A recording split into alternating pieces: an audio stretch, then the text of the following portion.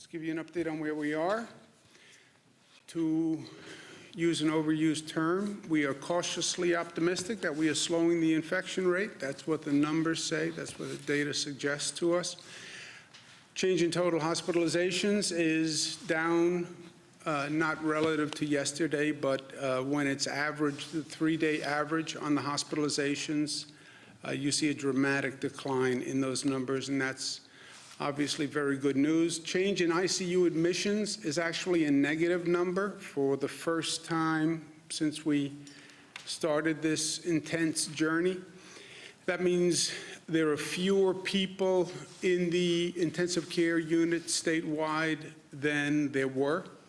And again, that's the first time we've seen a negative number, so that's good. The 3-day average of that is down. Change in intubations is a little tick higher than it's been in the past few days, but it's still overall down. The 3-day average is also down. The bad news is we continue to lose a tremendous number of lives and endure great pain as a state. 777 lives lost. I understand intellectually why it's happening. It doesn't make it any easier to accept. What's happening is the number of people who came in 2 weeks ago when we had those very high hospitalization rates. Either you get treated and get better and get discharged, or you stay in the hospital and probably wind up on a ventilator, and the longer you're on a ventilator, the less likely you will come off the ventilator. And that's what's happening now.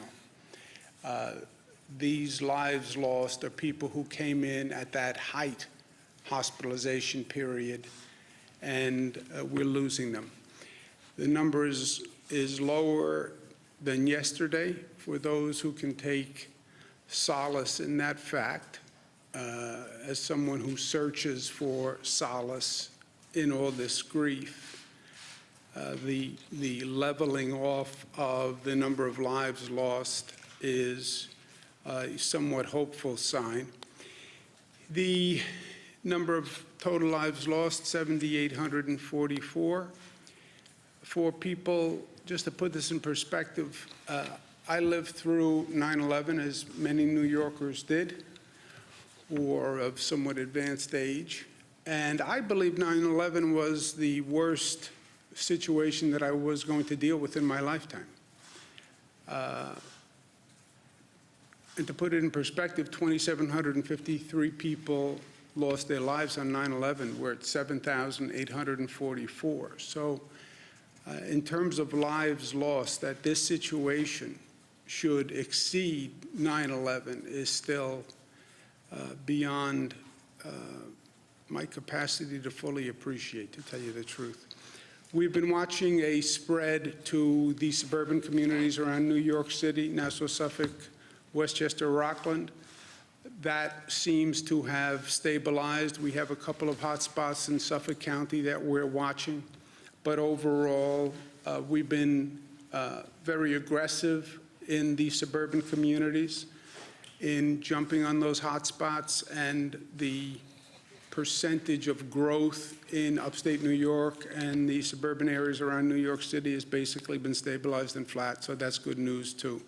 So overall, New York is flattening the curve, and we have to flatten the curve because when they showed us the projection models of what the statisticians projected the curve would do, we have no capacity to meet those projections. In other words, Columbia University, who was projecting the highest caseload, said we needed 136,000 hospital beds in New York City when we started, which was just several weeks ago. 136,000 hospital beds in New York City. We only have about 33 to 36,000 hospital beds in New York City. So that was obviously distressing, to say the least. McKinsey had projected we would need 110,000 hospital beds. They had a second scenario, which they considered their moderate scenario, which was 55,000 hospital beds statewide. And again, we didn't have that capacity, even on the moderate scenario. The Gates-funded IHME suggested we needed 73,000 beds. We didn't have that either. So none of these projections were in any way comforting to us. The actual curve is much, much lower than any of them projected. And well, what's the variance? How do you come up with an actual curve that is so much different than what those experts predicted? First, in fairness to the experts, nobody has been here before. Nobody. So everyone is trying to figure it out the best they can. There is no model to track against. Second, the big variable was, what policies do you put in place? And the bigger variable was, does anybody listen to the policies you put in place, right? I'm governor of the state of New York. Yeah, you can announce a policy. That doesn't mean anyone is going to follow it. You can announce a policy, we're going to close down all businesses, everybody must stay home. And if people don't follow it, or they don't take it seriously, or they believe you're being premature, or you're being political, they wouldn't follow it. And then what do? What do we arrest 19 million people, or ticket 19 million people? So the big variable was, what policies do you put in place? And the bigger variable, does anybody care? And does anyone follow it? And all these social distancing, stay at home, nobody has ever done this before. So the statisticians had to come up with a premise on how many would comply, and we've actually exceeded that. But we have to keep doing it. You know, people tend to think, well, this is a natural trajectory of the disease. There is no natural trajectory. The trajectory is the trajectory that we create by our actions. The natural trajectory would see that line continue to go up. It would continue to go up and up and up until you develop herd immunity, where you would see many, many more infections. So we did that. We are doing that. And that's why we have to stay the course. I said to someone this morning, you tell me how we behave today, and I will tell you the infection rate 2 days from today or 3 days from today. What we do today will determine the infection rate 2 or 3 days from now. So what we're doing is working, stay with it, even though it is a grind and even though it is difficult, we have to stay with it. We have to stay with it operationally on our hospital system, where we're coordinating statewide in what we call the surge and flex system. We have 50% additional capacity on our hospital system. We're sharing equipment all across the system. We have to continue helping people who are struggling every day. Food assistance is a real issue for people. We're going to add $200 million to provide more than 700,000 low-income households more funding for food, basic food. Continue to help our medical workers, who are the frontline soldiers in this battle and who've done a phenomenal job. I know I say it all the time, but every day they're out there doing truly the Lord's work. We're going to provide additional housing. I want to thank all the companies that have come forward to be part of this effort. Airbnb is contributing funding to provide housing for our healthcare workers. 1199 SEIU is working with Airbnb, and they're providing their members with additional benefits. We have hotels that are coming forward and offering free hotel rooms, so we thank them all very much. Last night, as a signal of our thanks to the workers who are out there every day, we lit up our landmarks in the New York City area and in Niagara Falls, blue in their honor, and that's a nice symbolic tribute. What's even better is to take action that shows our gratitude. Saying it is nice, doing it is even better. And after 9/11, Congress created a Victims' Compensation Fund. I've been working with our congressional delegation. We think the federal government should set up a Heroes Compensation Fund to compensate our health care and other frontline workers for what they did here. Saying thanks is nice. Actually providing assistance is even better. The big question is going to turn to when do we reopen, especially in places like New York, where we're going to see the numbers now starting to change. The natural trajectory, the human movement is going to be, okay, now let's reopen. I need to get out of my house. I've been cooped up, cabin fever. I need funds. I have to work. And that's going to be the next question, next issue that we have to deal with. What I say on that question, again, none of us have been here before, so let's learn from what has happened so far, and let's learn from what we have been seeing over these past few months, so it informs what we're doing going forward. First of all, the key to reopening is going to be testing. I've said that from day one. It's not going to be a light switch where you flip this economy like you flip a light switch. It's not going to be everybody goes back next Thursday. It's not going to happen that way. It's going to be a gradual, phased process, and it's going to be reliant on testing. Testing of antibodies, testing for diagnostic results, and testing on a scale that we have not done before. Now, New York State has been very aggressive on testing, and our state lab has been very aggressive on testing. Our state lab is now developing an antibody test, which is a fast and not invasive test.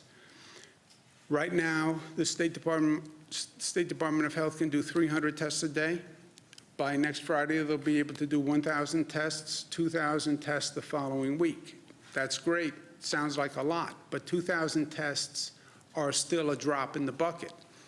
And I'm proud of how New York has advanced on testing. You look at how quickly New York State has moved on testing and how many tests we have done. We've done a higher percentage of tests in New York State than other countries have done. And New York State far exceeds what this nation as a whole is doing on testing. Even with our high capacity and high performance on testing, it's still not enough. It's on a meaningful scale and reopen quickly. So the testing front is going to be a challenge for us. Well, why can't New York just develop more tests and do more testing? How do we get New York State Department of Health to scale? That's an issue that we've been working on. It's harder than it sounds. You need certain reagents so you can do the testing. You need certain materials so you can do the testing. And it's very hard to get these reagents, right? You're in a situation where countries all across the globe are trying to do the same thing. Federal government has something called the Defense Production Act, DPA, they call it, which I've been saying from day one is a very powerful tool for the federal government to use when they need to secure a product in the defense of this nation. This is in the defense of this nation. The federal government has used it effectively. They've used it in this situation more as a point of leverage than anything else, basically saying to a company, you know, we need you to do this. We do have the Defense Production Act that we could use, but we need an unprecedented mobilization where government can produce these tests in the millions. New York State Department of Health is doing several thousand. We have 9 million people we want to get back to work. You need more than several thousand tests per week if this is going to happen anytime soon. Private sector companies on their own, I don't believe will be able to come to scale. We're working with the private sector companies. They have the tests, but they don't have the capacity to come to scale. You're going to need government intervention to make that happen. And the federal government is in the best position to do that. New York State offers to be a full partner with the federal government. We do have the largest number of cases in New York. New York is an economic engine. I can't do it as a state. If I had a Defense Production Act in the state, I would use it. I would use it. I don't have that tool. The federal government does. Any way we can partner with the federal government to get these tests up to scale as quickly as possible, we are all in. I like to operate as a coalition with New Jersey and Connecticut because we are the tri-state area. I've spoken to Governor Murphy of New Jersey. I've spoken to Governor Lamont of Connecticut. They would join in a testing coalition.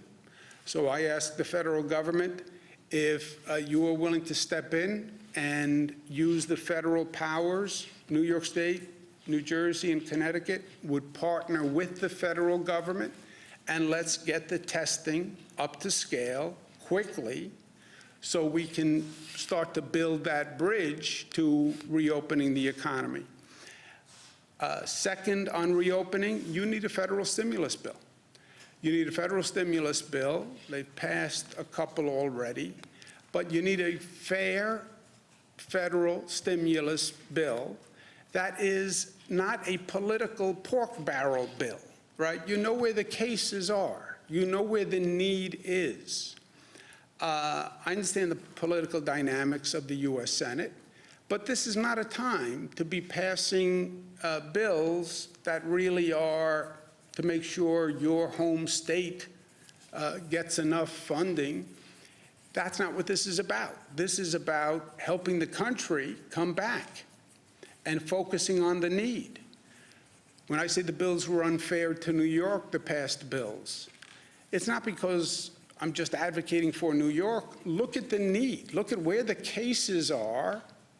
Look at where the damage has been done. The federal government is trying to address that damage. You know where it's been done. Look at the chart on where the cases exist. Look at the number of deaths, the number of cases, the number of hospitalizations, and help those places come back and come back quickly. That's what the stimulus bill is supposed to be doing.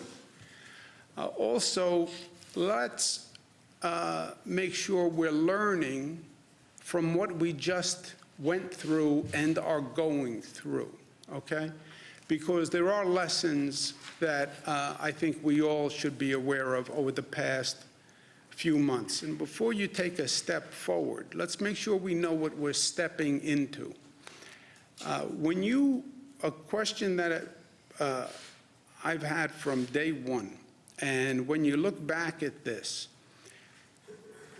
where were the horns that should have been triggered back in December and January?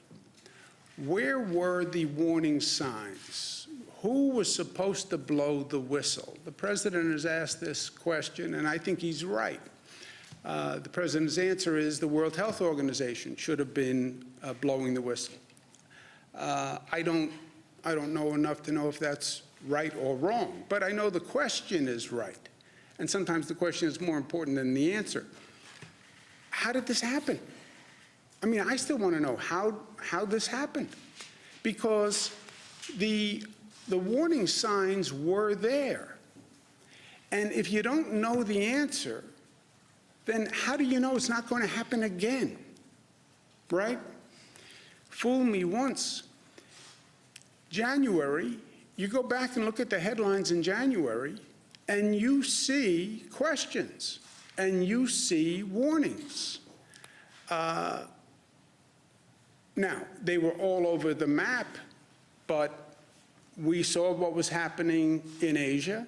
We saw what was starting to happen in Europe. Where were the international experts saying well, if this is happening there, this is what we should expect to happen in the United States, or prepare to happen in the United States. January, February, you still had sources in this country saying, basically, there's nothing to worry about. You know, how did that happen? And did we really need to be in this situation where the United States winds up with a higher number of cases than the places that went before?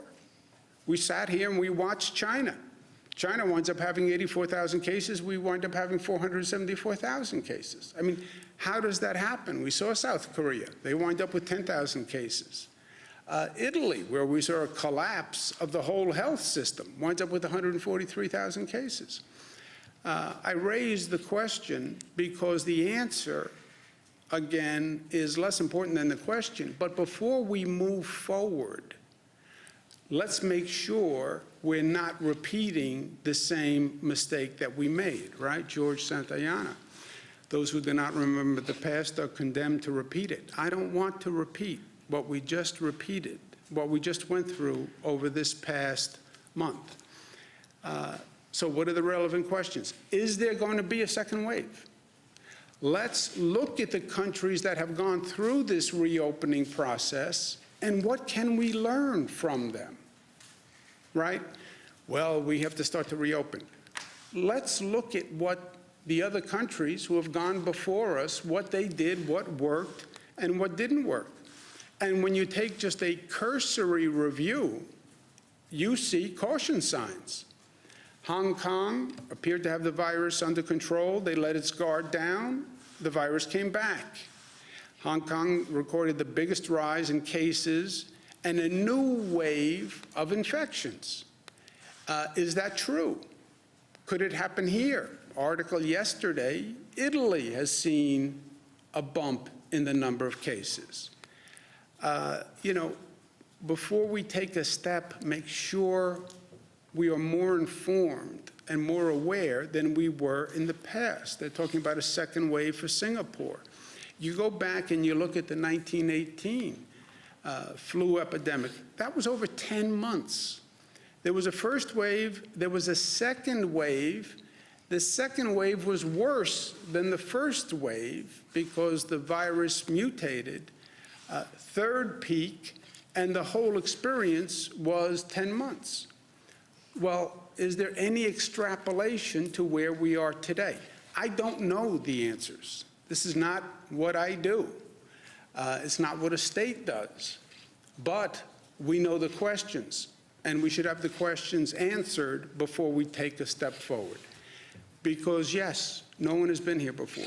These are totally uncharted waters. But we do know that none of this is predetermined, and it is all a function of our actions.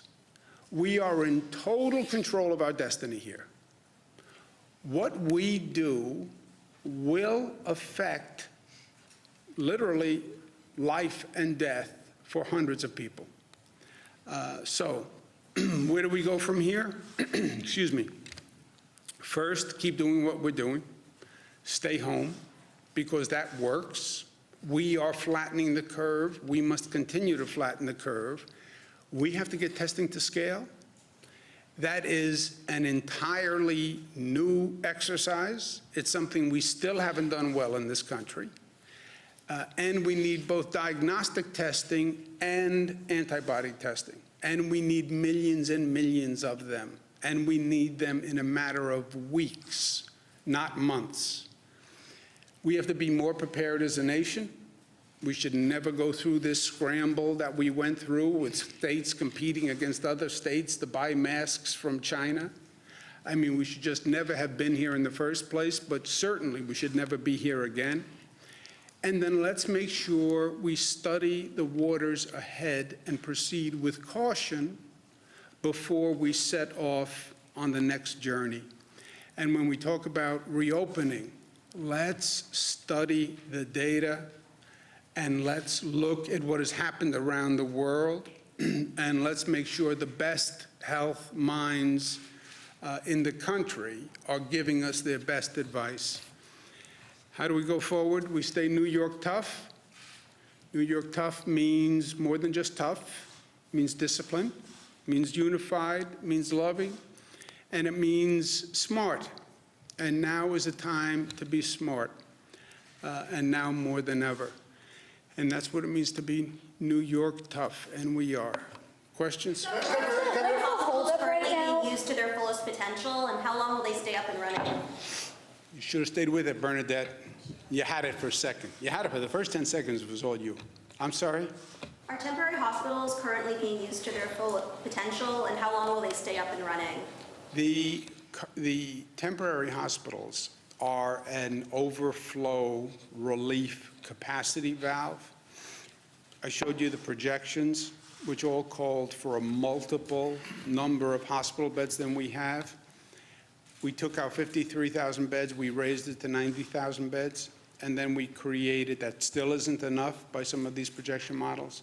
We then created overflow facilities, JAVITs, several 200-bed overflow facilities, and knock Formica, we don't have to use them if the hospitalization rate stays low. They are being used to some extent. JAVITs is being used to some extent. The Comfort is being used to some extent.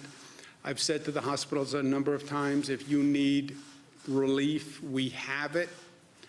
But if the hospitalization rate stays the same, we have up to a 90,000 bed capacity in our system, fully taxed, up to the brim. But that's an overflow capacity that I hope we don't use if we keep this curve down. Bernadette? The second wave? You can answer it. It's fine. What was this? Do you want them around for a second wave? I don't want the second wave. That's I don't want a second wave. I don't want a third wave. I don't want a 1.5 wave. I want this to be it. What data are you looking at indicating, one, a second wave, but two, regarding testing, what is the holdup? What's the logjam right now? And what exactly do you want from the feds? What happens on the testing is basically we rely on private sector companies to do these tests. So private sector companies would have to develop a test. They would have to acquire the reagents to compile that test, whatever physical equipment they need, a finger, a swab, et cetera, and then package them, and they'd have to have millions. And they'd have to have millions quickly. And then we'd have to figure out how to actually take those tests once you had millions of products.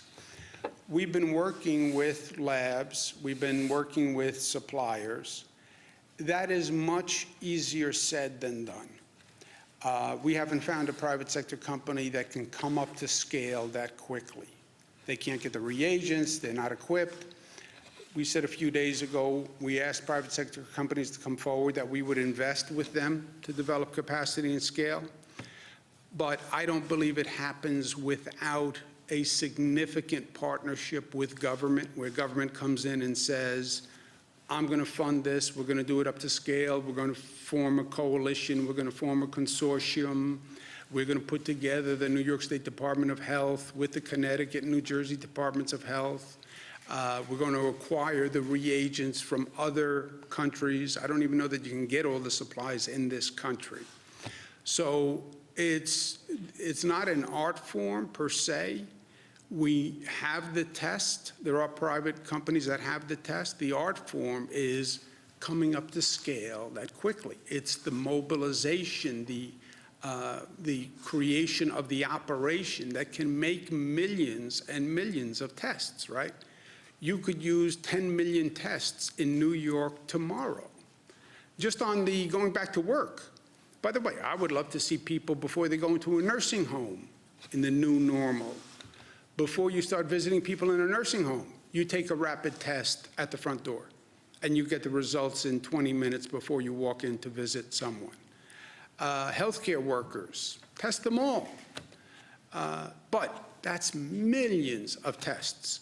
Now, again, how do you make private sector companies do this. You don't, if you're a governor. If you're the president, you have something called the Defense Production Act that can fund and mandate actions by private sector companies. And again, this is, the private sector company would get paid, God bless them, let them make a profit at it, but we need a tremendous, mind-boggling increase in volume quickly. And I don't believe just waiting for the private sector companies to come up to scale, you're going to see it in the time frame that you need to get it done. How many? You're saying millions and millions, but how many? Well, we have 19 million people in the state of New York. You'd want to start by testing everyone, right? You'd want to test people who would be going back to work, test people going into nursing homes, test healthcare workers. But yeah, I mean, in New York, what do you, 30 million tests you could use. As many as you can make, you can use. That's just New York. That's without New Jersey, that's without Connecticut, that's just the tri-state area. Then you have California. I mean, just think of the numbers. Doctor, do you want to speak to what goes into making these tests? I think, as the governor mentioned, there are a lot of different reagents. There are chemicals to actually prepare the test. You need to, even running the test is equipment that is specific for this. It's a little different, some of the antibody tests, than the diagnostic tests. The diagnostic tests are the ones with the swabs. We have some of the equipment there, but that also, as the governor said, needs to be scaled up. Governor, considering how far off the bed projections have been, do you worry about your credibility in warning people about what might be coming? Or does that affect your credibility? Because I relied on experts who were making a projection? No, I think my credibility would be affected if I didn't ask experts for their opinion and then do everything I can to meet those numbers that they produced. Look, you can't go to better people than Columbia University and Cornell Weill and IMHB and McKinsey. And again, you're asking them to model something that has never been modeled before. But that's all you can do in any situation, Jesse, is you ask the best minds for what you should be prepared for, and then you do everything you can to meet those numbers. The way you lose credibility is either you're in denial about what you're looking at, or you don't act fast enough, or you don't achieve the goal. That's how you lose credibility in this situation. It is about, and I said from day one, my job is to prepare for the worst, hope for the best. Those experts give you those numbers. Look, we could never even meet the Columbia number, 170-something thousand. That was out of the ballpark of possibility. We did meet some of the more moderate scenarios, but that is my job. Ask the experts. It's not what you hope, what you think, what you dream. What do the experts say? And then mobilize, operationalize to meet that. And we did that. On your rhetorical question of who should have warned us, isn't that the federal government's job? Shouldn't they have warned us in December and January? Look, it is, you can argue, make different arguments, I think, and I don't want to get into pointing fingers in the middle of a game, right? Let's not get into the blame game. We're still in the midst of this. We're learning. These are all uncharted waters. Who should have known what, when? Who should have said what, when? You know, the critics will do that after the fact. But there will be different theories. The president's point is the World Health Organization should have been more aggressive. This is not my field. I don't know. But I'm sure there'll be a fulsome conversation where a lot of people will have a lot of theories about who should have spoken up first, and some people will point to government, and some people will point to international health organizations, and some people will point to the scientific community, and some people will say they were saying it, but they were never covered by journalists. So I'm sure everybody will have a theory on who should have done what when, and Some people will say, should have been more attentive to the Bible. There'll be a lot of theories. Nick? Compensation fund, how would that work exactly? And will that also cover people like transit workers, janitors, grocery store Who wants to clerks? take that, Melissa or Rob, on the compensation front? Yeah, so the way it worked, similar to what they did for 9/11, it'd be all workers who were impacted by the pandemic. So it would include us, all essential workers. They're required to show up, they're required to work. So it would include first responders, but it would also include the essential workers that were working. Yes, the federal government is how it was done last time. It would be a similar thing, but all of those workers put themselves at risk. Presumably, there would be a presumption that it was related to those activities. Excuse me one second. I just wanted, because I gave Jesse only half an answer. What the statisticians will say is they were right. They said we could flatten the curve if we took certain actions and if people complied with those actions. They will say that's why the curve is flatter. Your rejoinder would have to be, as a provocative journalist, well, how do you know it would have hit your projection? And they'll say, I believe it would have. Had you not done the close down, the New York pause, had you not been so diligent on compliance, we believe the infection rate would have hit our model. And it did not hit our model because of the New York pause and the compliance, et cetera. That will be their point. They will say, their model always said, which it did, Jesse, if you can flatten the curve, if you put certain policies in place and people actually adhere to them. They did say that. You'll then be left with a question that is unanswerable. Well, if none of those policies were put in place, would you have hit those numbers? Nobody will ever know.